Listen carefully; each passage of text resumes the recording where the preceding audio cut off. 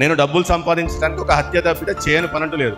నాకు క్రైస్తవులు అంటే బహుద్వేషి. నేను ప్రతి సంవత్సరము అయ్యప్ప మాల వేసుకునేవాడిని. ఉదయకాలంలో 6ంటికి లేచి పూజా కార్యక్రమాలు నిష్టగా శ్రద్ధగా తలారా స్నానం చేసి దీపారాధన చేసి అన్ని చేసిన తర్వాతే మా ఇంట్లో నన్ను కన్నా నా తల్లి కానీ నా తోబుట్టులు కానీ టీ తాగటము లేకపోతే బ్రేక్ఫాస్ట్ చేయటం చేసేవాళ్ళు. అంటే తాగుడికి పచ్చి బానిసనైపోయాను. ఒక 90 120 ఆ పైనే తీసుకుంటే కానీ నేను ప్రశాంతంగా నిద్రపోలేను.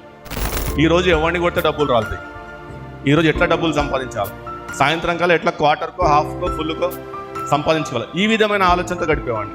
ఇంటి పక్కన ఎవరన్నా కాటేజ్ ప్లేయర్స్ పెట్టుకున్నా కానీ ఎవరైనా చర్చ్ యాక్టివిటీస్ చేస్తున్నా కానీ నేను క్రాకర్స్ కాల్చి డిస్టర్బ్ చేసే అటువంటి పని కూడా చేసినవాడిని. క్రైస్తవులు ఎప్పుడు కూడా నా పక్కన కూర్చొనిచ్చేవాడిని కాదు, అసలు వారి నీడ కూడా నన్ను తాకనిచ్చేవాడిని కాదు, వాళ్ళని దగ్గర కూడా రానిచ్చేవాడిని కాదు. క్రైస్తవులు అంటే నా దృష్టిలో ఇద్దరు మాలనో లేకపోతే మాదిగో, అంత కులగజ్జి ఉండేది.